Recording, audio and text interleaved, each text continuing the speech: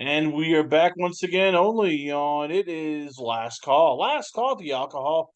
Only on it is the Last Call YouTube channel. Now joining me here on the line or and on person, this young lady here. Well, if you have seen her from mainstream TV, it was from the cleaning lady and now season 2 is going about, but she's no longer there.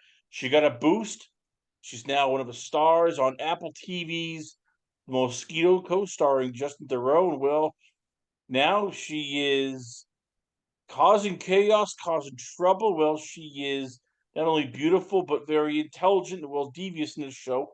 We're gonna be talking about that and a whole lot more. I give you new breakout Latina starlet. I give you Cosima Cabrera. Cosima, let's start off here about the Mosquito Coast. For those who have not watched it yet, and a lot of people are still getting Apple TV, what's it about? What's your role in this show? And how different is this character from, let's say, anything you played in the last 2 or 3 years? And thank you for that amazing introduction. The show is about a family who's on the run because the parents did something criminal, and that would be Justin Theroux and Melissa George, and they go to Mexico to hide out. It's got some Ozark vibes, except they're in Mexico, and also this story was before Ozark even existed, because it's based on the book written by Paul Theroux, which I think came out in the 80s, and that turned into the movie with Harrison Ford. So sometimes I wonder if Ozark kind of got its inspiration from this story, but yeah. So season 1, they're in Mexico on the run. Then in season 2, they decide to go to Guatemala, and I play one of the bad guys on the show.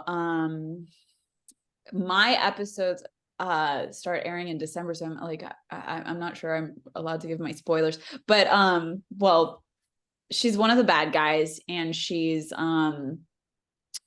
so, like, the family, they're eco warriors, they're environmentalists, and I'm going to be basically I'm a Harvard MBA graduate, businesswoman, and I have this business enterprise where I'm going to be tearing down the jungle to build a resort. So I'm greedy, and that's counter to all the ideologies that this family has and everything. So yes, I'm going to be wreaking havoc. All right, so let's start off here with, as I said, you're the villain. And I just want to get this straight here because we're going to go deep into it about the character here because I'm guessing there's a lot of layers here. You are not a cartel boss, so this is not like Queen of the Mhm. South or Reina de Reinas here. You are not any kind of crime boss. So forget Justified. You're a different kind of villain of the show. So how much of that do you like, and how much of this, it says here that this was created for a guy. They found you, they loved you, and they went, okay, we're gonna now change this here to have it as a female. So for you, how much do you enjoy this role? But it's something that it's not like, oh, we've seen this with Margot Martindale, or oh, we saw this with Veronica Falcone, or oh, we saw this with, as you said, Queen of the South, or Ozarks. This is a whole different sort of villain compared to what we've seen on TV. Totally. Yeah, it's not quite Queen of the South, but there are definitely some Queen of the South vibes, and she does have I believe some ties to the cartel. Like, there are references, like, because she's a businesswoman, and she and her family have this huge business enterprise, and what they would mostly sell was ink, but then there's a reference to how they did get into selling some drugs too. But her whole thing is like, there's more than one villain on the show. It's like we've actually had a lot of discussions like with the cast and crew about how, like, there's not really one good guy on the show, actually. Like, the whole family, they're bad guys. Like, pretty much everyone on the show is like their own brand of villain. My thing is like I have this rivalry relationship with my brother, and he has deep ties to the cartel, and I'm constantly trying to make this like a legitimate family business. And like I believe I deserve that. I came from like Harvard, and he's like basically always bringing the family down. And yeah, it was originally written for a man. And I'm like so grateful that they decided like, oh, this would be compelling like as a woman. And it was pretty last minute. Like I auditioned for this um the week that I got cast. So I auditioned, like I sent in my tape on a Tuesday, found out I was pinned Wednesday, found out I booked it Thursday, flew out to Mexico on Friday. And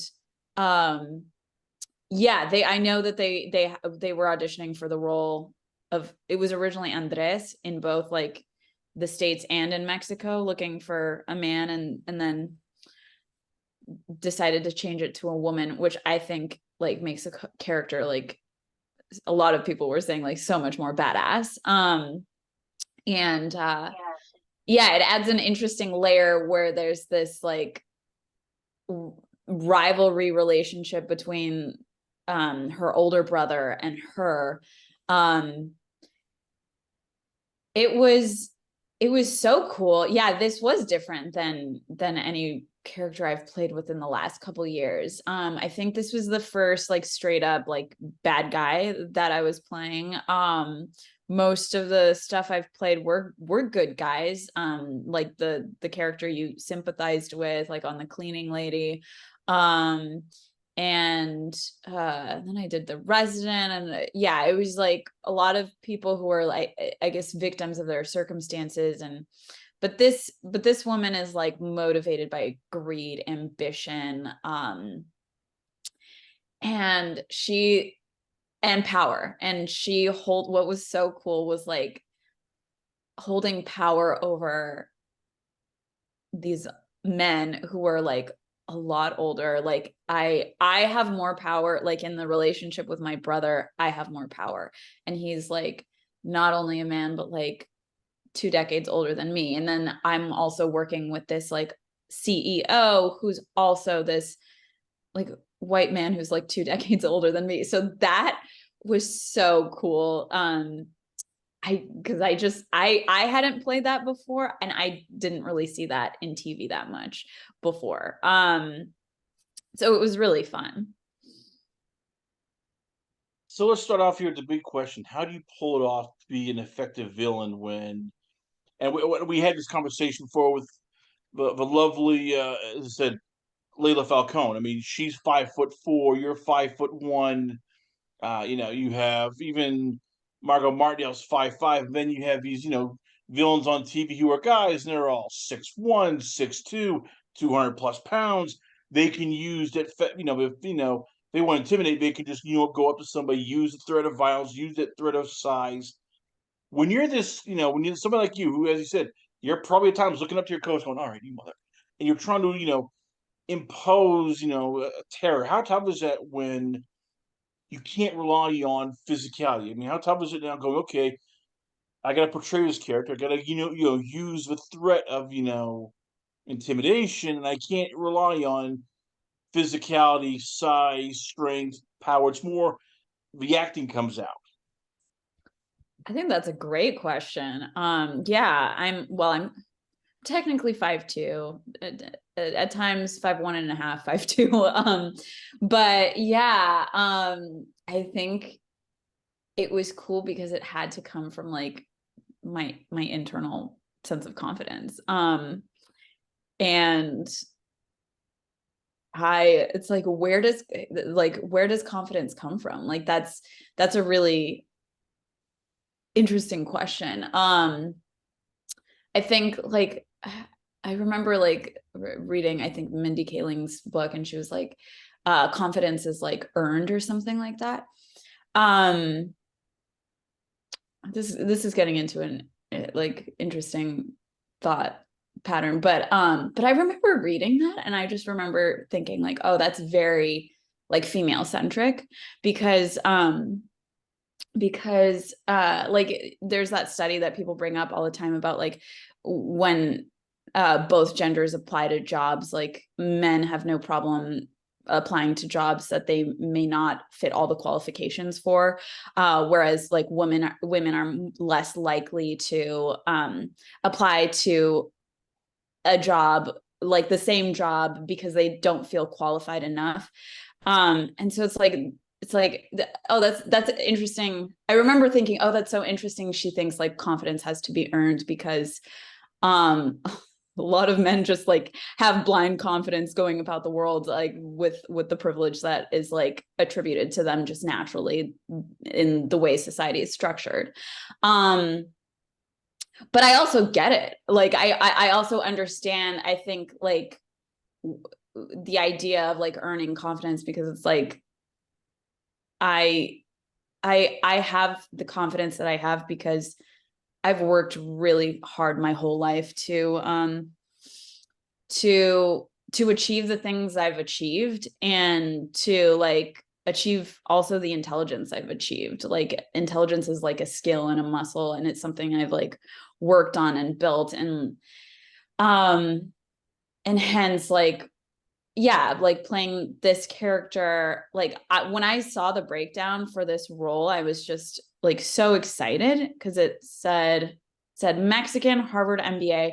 Never before had I ever like seen that. I've never auditioned for a Latina from an Ivy League school, and I like have an Ivy League background. So it was like the first time that I saw like myself represented on a character description I was auditioning for.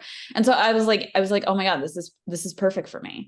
And ended up getting cast, and yeah. I don't know if that answers your question, but like where does confidence come And from? it does and it doesn't, because and I get it. We're in uncharted territory. I mean, I was thinking like, all right, it's not a cartel, it's not so you can't. I'm guessing you couldn't go. I'm just gonna pop in a tape of Margot Martindale Justified season 2, and I can get an idea because she's not that. She's not going to use physicality. It's not like even Veronica Falcone and Alicia Braga in Queen of the South, because as you said, she's not a cartel boss. She's not going to just snap her finger and the guy with the gun's going to come over and use that. So was there anything you drew, like maybe Yellowstone, or even legal things where you're looking at, okay, how do lawyers do this, how do businesswomen do this, like was there any way you could try to figure out, okay, how do I become imposing, how do I do all this, and yet I can't use violence, I can't use I can't just grab a guy, slap him around, call him Sally. Like how much of a challenge is it trying to figure out, okay, how do I be a villain? Despite the fact I'm 5'1", the role doesn't. It says I'm a businesswoman. I'm a Harvard MA, so I gotta figure out how to be imposing, but I can't use all the tricks of a trade guys can do or girls who are in cartels can do. It's a whole different sort of ball of wax. Yeah. I think it came from like, I think her power comes from her intellect. And I think that's what I mostly pulled from. Like that's how she wields her power. And her ability to manipulate comes from intelligence. And so I was like, that's what I can relate to. I can relate to being like super fucking smart. And like that's where my confidence comes from. And so that was kind of my way into the character.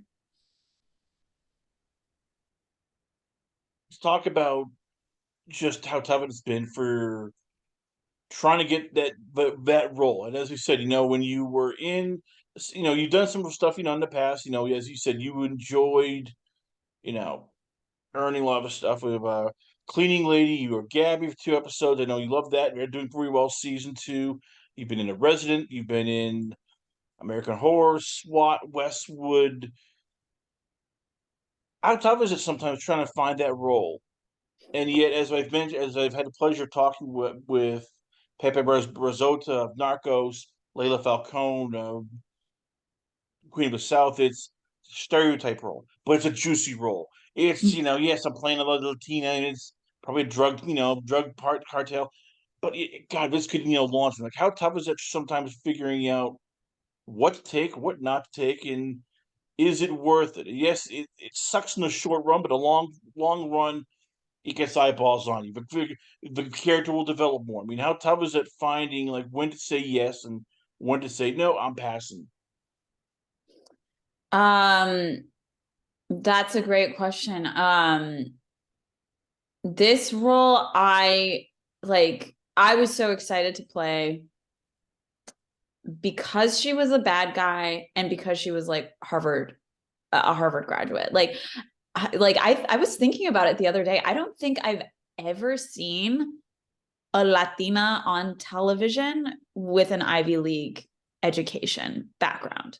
I don't think I can't think of a single character. Like maybe there was like a guest star on one episode of some show, but I just can't think. And I was like, oh my God, like this might actually be the first time that we have like a Latina from an Ivy League school represented on television. I could be totally wrong, but it might be the very first one. And because that's like my background, I was like, cool. I mean, she's yeah, there is a little bit of some stereotypical components, but because she like has this Ivy League background, she's so smart. And like also as a woman, it's so cool to play like a bad guy. Like it doesn't often get thrown to women, like as evidenced by the fact that it was this originally written for a man. So it's like this character was so layered. I was so excited. I I have not yet come to the place in my career where I'm saying no to recurring roles on television. Yeah, I hope that day comes when I'm just like overloaded with all these offers, but I'm not there at that place yet. But I will say like the roles that I have been offered, like this and the cleaning lady and everything, I was just so excited to play. Just tuning in once again, ladies and gentlemen. We got it's Cosima Cabrera here on the show. We're talking all things, of course. Her new role once again only on Mosquito Coast. We're talking acting. We're talking villains here. Let's side by here to something a little bit different, and it's the same thing for you as you said. You're navigating through all of this here, and you're trying to figure out, okay, what am I gonna do? What's going on here? And as you said, you've worked with a lot of big people here. You worked, as you said, on the cleaning lady, of course, with Elodie Young, Oliver Hudson. You've been on, S.W.A.T, which is, of course, what you have, scenes with people like. I mean, I'm even drawing a blank here, but it's a CBS show, and you're trying to network, and you're all at the same time, but you're trying to be professional. How tough is that here when you're doing a scene with Shamar Moore, or you're doing a scene with Kenny Johnson? These guys, have been in everything and everything here, and yet at the same time, you don't want to come across as needy, you don't want to come across as desperate, or as a fan, but you're trying to get into that next level. So who helps you with that, and how do they teach you like how to network without being sort of overeager or fangirlish or fanboyish? It's a good question. Hmm. You kind of you got to read the room, and you pick up the vibes based on like what they're giving you. You can probably tell within the first like 10 seconds like what they want and need, like if they need to be kept to themselves and not really communicate with them. It's very apparent like early on, and like same for me. Like I've done very emotional scenes on set, and like it's like that's when I like put my headphones on, go in my corner, and like yeah, like when I was on the cleaning lady, like I had very emotional scenes with Martha Milan, who I adore, and like she could tell she was like she's in the zone, she needs to like focus, and like she knew, she was like do your thing. um not every day I was on set for that show was like that emotional. Yeah, I remember my first day on set for that show was, yeah, season 2, episode 2, and it was pretty, for the most part, like lighthearted in comparison to some of the other like heavy stuff.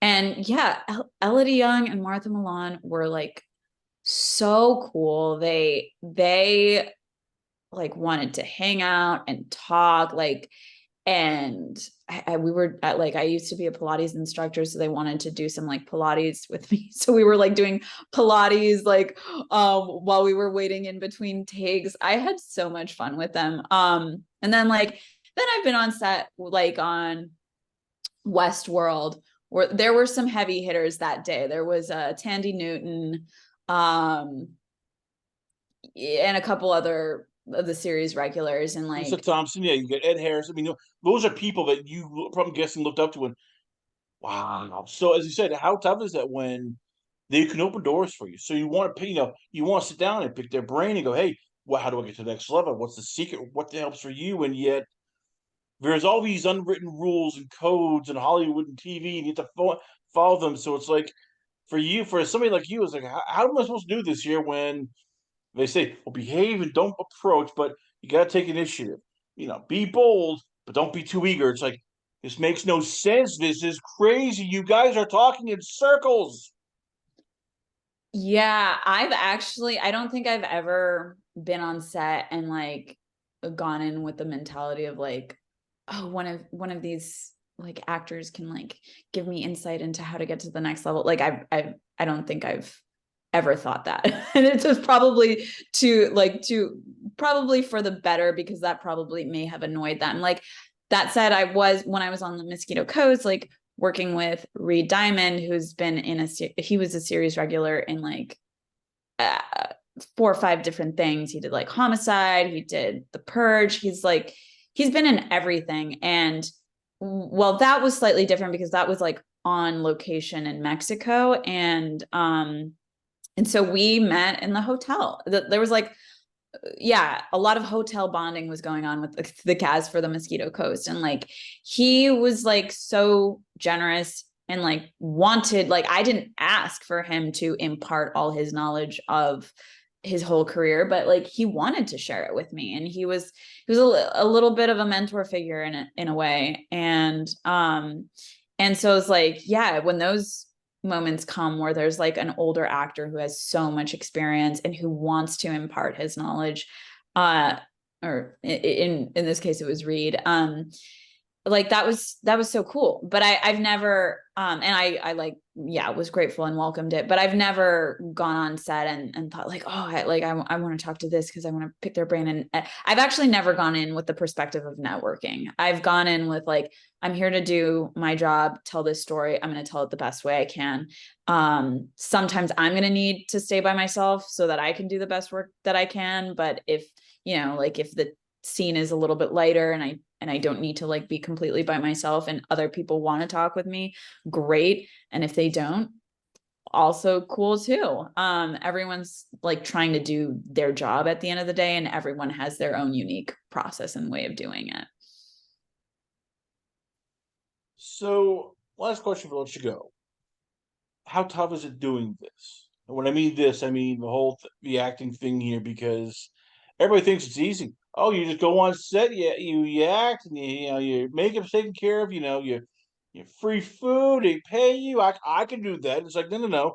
You try doing this here and I'm guessing here, the average day, you're hustling for scripts, you're going to the gym. Hey, I gotta, get in shape. Hey, I gotta take another acting class here. There's some theater classes. Hey, you want to eventually do, I'm guessing, the DC Marvel stuff. You gotta start doing, maybe combat training, maybe some jujitsu classes or kickboxing classes. Hey, you're on your phone, texting, tweeting, uploading stuff here. Can't hang out with family. Like, how tough is it being an actress when it's a 24/7 job?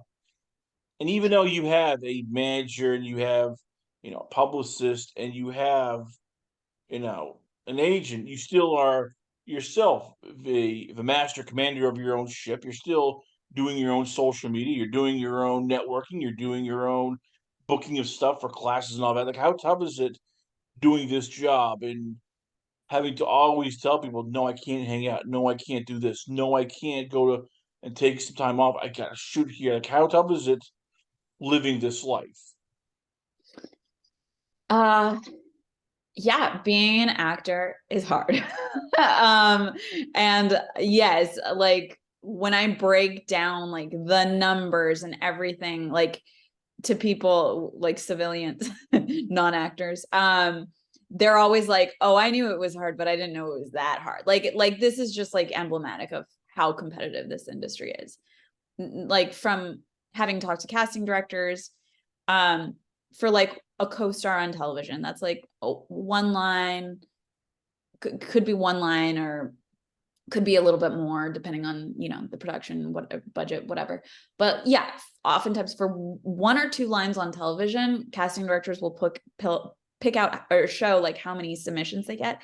It ranges from like, depending on the show, like 2 to 4,000 submissions for one line on television. Then the casting director has to narrow that down to like, you know, every office is like different, but like on average, you want to say maybe like 40. So it's like you have half of a 1% chance of just getting an audition for one line on television. And then there's like getting the actual job in and of itself. So it's like what we say, it's like it's a victory just to get an audition because you've already beat thousands of people just to get to that point. So it's like it's super common. Like actors, like I had a really good year in 2016, booked 3 TV shows, 3 movies, thought I was gonna be on a roll, didn't book a job for 2 years after. Not because my work wasn't good, but it's like because it's that competitive when you're dealing with like thousands of other people for like one role. So it's like, yeah, I think one of the most challenging things is like just staying grounded. So like a lot of actors, like actors tend to have to practice like some sort of like faith or spirituality, like just to like have the trust that like this is going to work out. Or even if that's not even it, like I know one of my friends, she like what she does is she goes hiking every day, like because it's like we have to like find something else that excites us like just as much, um or that keeps us going, so we're not putting all our attention on booking an acting job. And yeah, I am going to the gym every day, and like when I'm not acting or hustling, I'm writing a script every day, like so I am doing something for my career like every single day. It's yes, it's very hard. And I always love it when people understand like just how hard it is. There you have it, ladies and gentlemen. Once again, we are proud to have on the show. I give you it is once again was one of the breakout stars of Mosquito Coast, only on Apple Plus. I give you it is Miss Cosima Cabrera. Cosima, before I let you go, so where can fans check you out at? Where is the Twitter page, Instagram, the website? Where can fans hit you up at? On my Instagram, it's at Cosima, Cosima dash Cabrera, Cabrera. That's probably the easiest place to find me. Cosima Cabrera, ladies and gentlemen, once again, always an honor, pleasure to have on the show. Stay tuned. More great action is coming up here only on It Is Last Call. Last Call to the Alcohol, only on the Last Call YouTube channel.